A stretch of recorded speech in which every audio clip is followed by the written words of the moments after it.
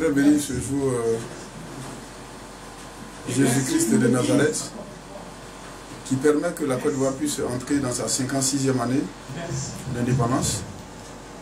L'indépendance pour nous aujourd'hui a deux volets.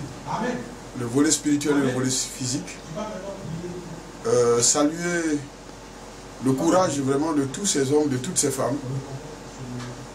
Et je dirais, on a des grands-pères, des grandes-mères, des papas, des mamans qui se sont battus à la source de cette nation, à la genèse de cette nation, pour que nous puissions rentrer dans cette liberté, laquelle liberté continue aujourd'hui.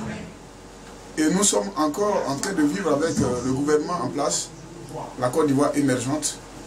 C'est-à-dire que c'est une autre forme, une très grande forme aussi de liberté, c'est-à-dire de sortir de tout ce qui est pauvreté, tout ce qui est souffrance inutile.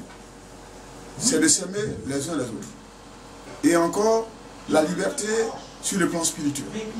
Sur le plan spirituel, quitter sous le joug des pouvoirs des familles, des esprits de mort, des esprits des eaux, de la sorcellerie, et que quelque part, ce pourquoi Dieu nous a envoyés sur cette terre, notre destinée prophétique, que cette destinée s'accomplisse dans cette liberté octroyée par le sang de Jésus-Christ.